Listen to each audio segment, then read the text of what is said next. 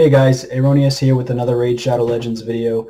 I actually wanted to let you know I am going to be writing myself over a video that I made. The issue is that video has no sound, so I'm trying my best to just kind of talk over it. And there I am right there. You can see me in the background there. But yeah, I'm just going to kind of talk over this as much as I can and just, see what I can do with this. I know it's not great quality. There's really no sound, but I just wanted to let you guys know that I did make this video a little bit ago. But without further ado, let's get into it, and I'll just try to talk my way through this as much as I can. So I'm just going to go ahead and push play. So basically, I was just going over Versulf The Grim. Just kind of trying to show you where I'm at with Versulf The Grim.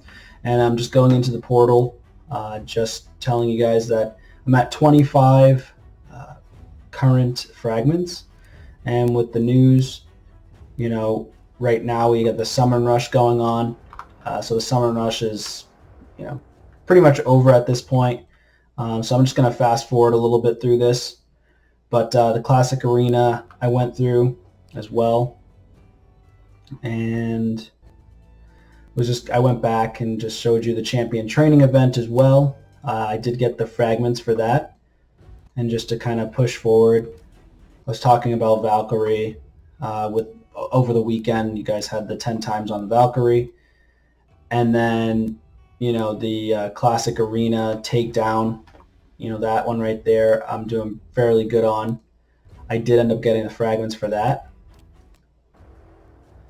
Right now here I am with the wins. I did collect the fragment there at the top for Fragment Arena. And then kind of going through, I'm going to show you my tag team arena where I'm placing right now for the tournament with 7 hours left. I'm in 5th place, hoping to get to 4th place to get those extra gems, 75 of them. And then kind of just fast forwarding through again, I was talking about just some random things in regards to faction wars. So currently, and then champion training, I wanted to show you guys champion training too. So champion training, I did get to about 4,500 points. I used a lot of my gems is what I'm kind of pointing at up the top right there. Used about 600 of my gems to help with champion training because I just used a ton of energy. I purchased energy from the shop, and then I want to try to get the legendary tome if possible. It's going to be tough, but I'm hoping to push for that, especially for the next clan versus clan. And I do want to start really pushing to upgrade some of my legendary characters. So there's that as well. Let's see what we got here.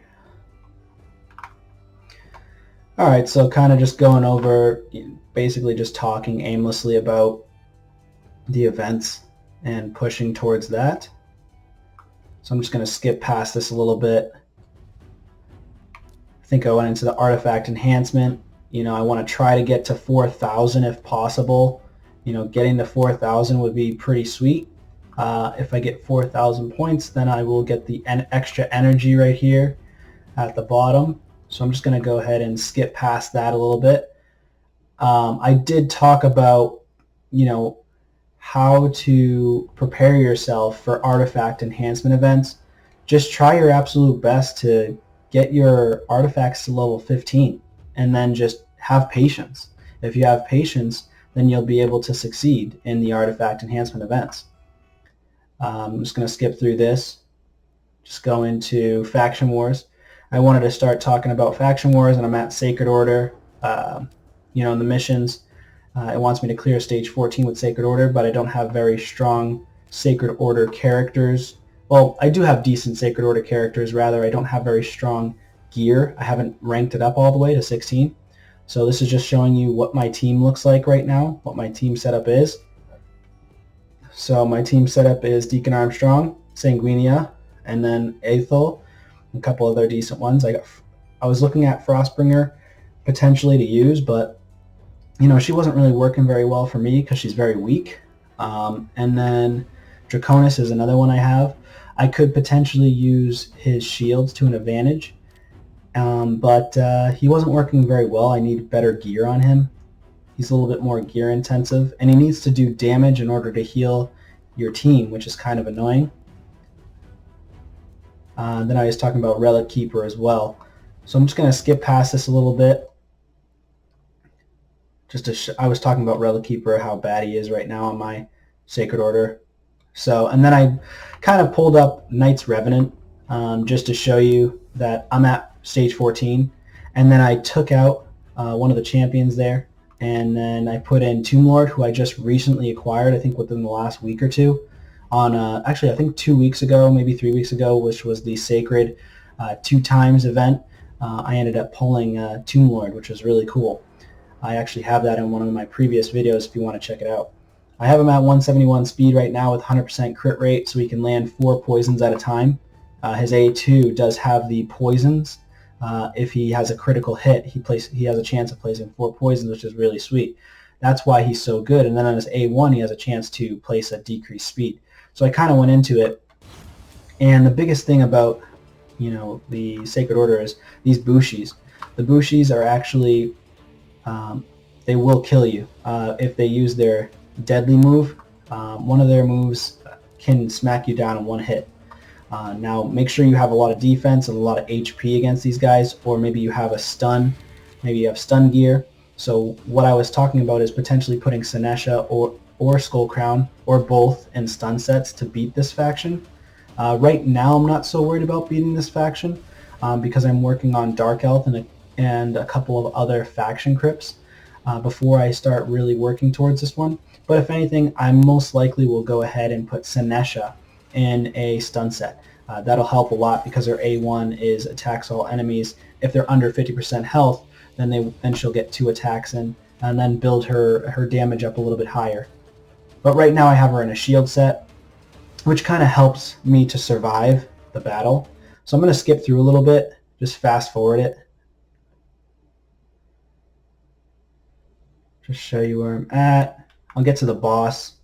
So I'm at the boss. I start off with the weekend, and then I was kind of just reading some of the moves. I did Exhaustion. He's great for that. And then kind of going through, I was looking at Tomb Lord's moves, and Tomb Lord does have a nice ability there.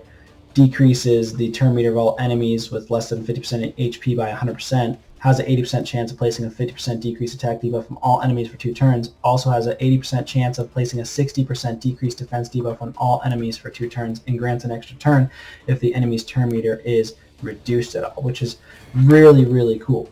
So there's that as well.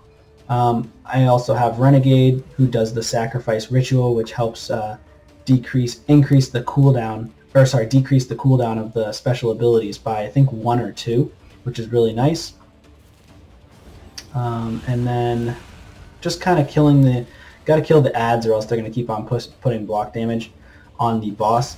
So I just keep using my Skull Crown as my damage dealer. She's my sole damage dealer on this team until I get my Tomb Lord leveled up further, and he'll start doing a lot more damage for me, which would be nice. But for now, I just kept, I was just basically reading his moves again. But as I go through, I end up getting killed, one of them, or 2 of them halfway through, because they were getting very low health. And I wanted to equalize all their health, and I was hoping and praying that she would be able to heal, and she didn't. So because of that one fear, it made it so that my one champion died. And then I think another one might have died. Yep, another one died, and then I won. It took me about 5 minutes, 50 seconds. And I did win stage 14 on Knights Revenant finally.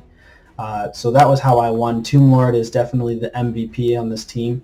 I could win it with the other champion I had, but you know, it is what it is. You know, I ended up using my other champion. So I'm just gonna real quick. I'm just looking this up while I'm playing this on here. But the champion I ended up using, let's see what the name of the guy is. Acolyte. So Acolyte is the one who had the decreasing the target's turn meter by 50%, which is really cool. and then he also removes all debuffs from allies, which is really nice. So yeah, so you definitely want to use him. You can build him in a really tanky build, and he'll help you out a lot. So anyways, I won't make this too much longer. Thank you guys for watching. If you watched this far, please subscribe. This definitely helps the channel out a lot. And if you're interested in any specific content, please leave a comment down below. Sorry that this video wasn't great, but thanks for watching if you've watched it this far. Thanks and take care.